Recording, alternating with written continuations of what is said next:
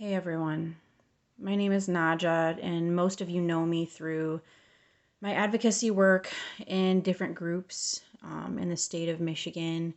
I'm sure that by now many of you also know me as a victim of clergy abuse in the Diocese of Lansing by two different priests.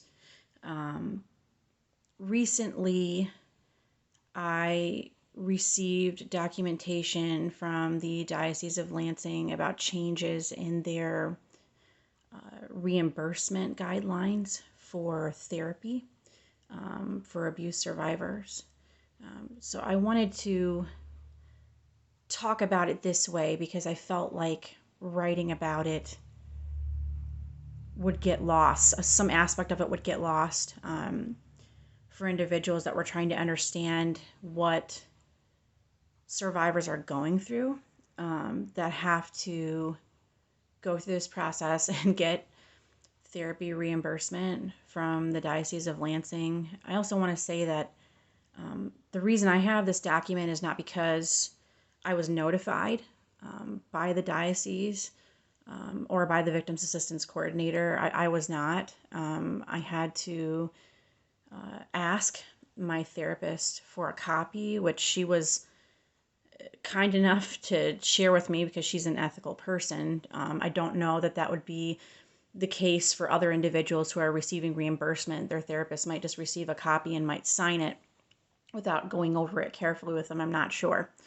And that's part of the reason, too, why I wanted to talk about this today.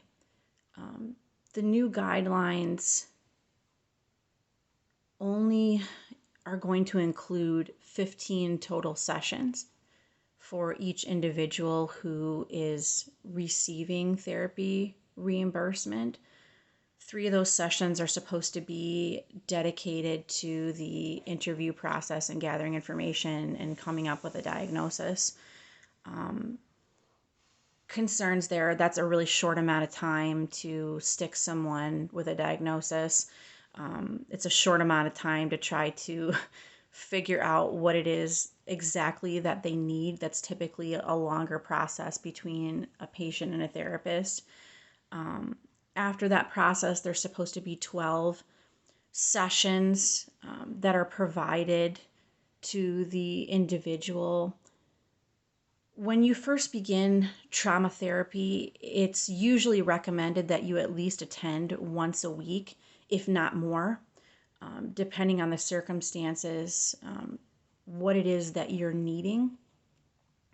So basically what that would probably amount to is 12 weeks of therapy. And I can tell you personally that it takes a while just to get to know the therapist, let alone be able to address some of those exceptionally traumatic experiences, especially with the abuse being tied in with faith. It's just not adequate. I don't know if they were imagining that people would go once a month for a year. I'm not sure, but it's literally a drop in the bucket of what's necessary to address any needs or concerns for a traumatized person due to clergy abuse. I also want to point out that sessions may be available beyond that, but in order to obtain those, they're asking therapists and survivors to sign releases of information so that reports can be compiled with DSM diagnoses, with treatment plans and clinical summaries having to do with their treatment.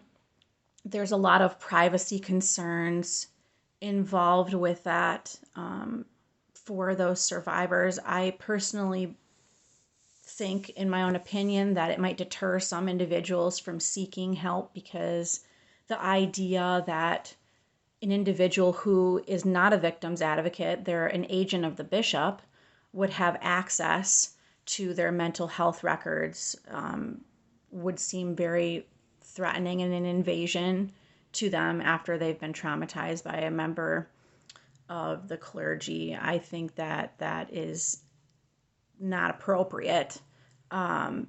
going forward. I also want to point out that the same request is made for therapy for individuals who are family members, whether that be marriage therapy, spouses, children. The same thing would seem to be required, which would be releases of information. So at the end of the day, the victim's assistance coordinator, who is an agent of the bishop, not an advocate, would then have access to a high degree of sensitive information about not only their survivor themselves, but also their family members or their marriage difficulties resulting from clergy abuse. I just want to reach out to those who may have also received this new policy that is supposedly supposed to take effect in January. I don't know what other survivors' experiences are, if they were notified by the Diocese of Lansing along with their therapist, or if, like myself, they were not notified and copies were only given to their therapist. If you think that you might have been not given a copy when you should have, please request one from your therapist or write to the diocese to request one. This is a document that you're going to want to look very closely over before you sign it.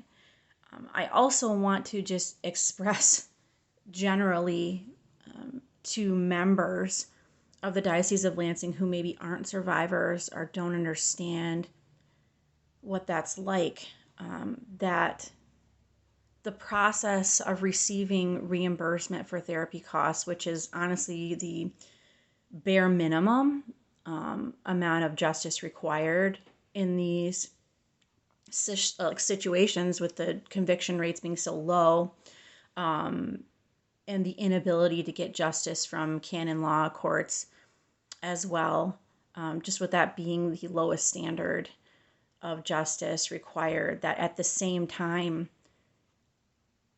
for myself, I don't know what others' experiences have been.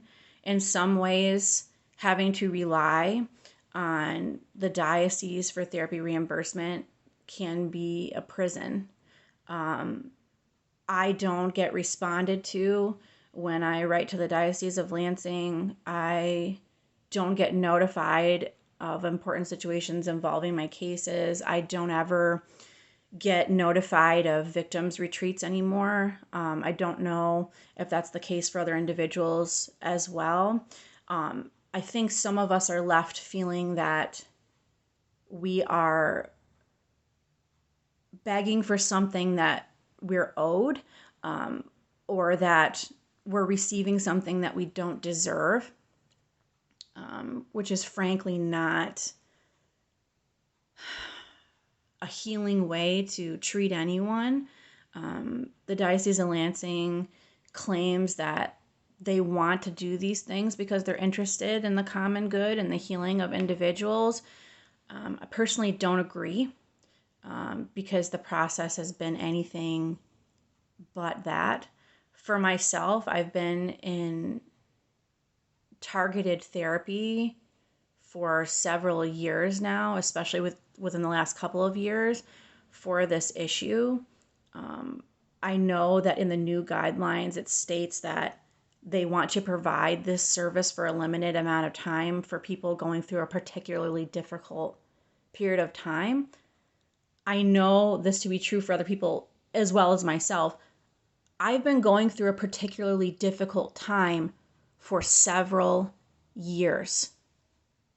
I don't know when it's not going to be a particularly difficult time anymore. It'll probably be a long time before I can say that in regards to this issue. And so I just think it is totally out of touch to say that 15 sessions is going to help someone through a particularly difficult time. I don't think they understand what that is. And I think the development of these new guidelines just shows the total lack of ability to dial in or to listen or to have any understanding whatsoever of what we're going through. And I would just hope that in the future they would take more time to think about what they should actually be doing to serve survivors, to serve the process of healing, instead of serving the appearance of committing to that by providing just frankly crumbs of therapy to individuals, to make it appear like they're doing something of effort to this process. I am going to post copies of those forms on the website after this video. I think it's important for everyone to read them to understand kind of what the flavor is or what's going on in this diocese with survivor care and treatment. I'll probably write in regards to some of those specific topics in the future as well. I just wanted to make sure that I could make this video to kind of give a little bit more of a feeling to this topic and what it is that survivors are facing.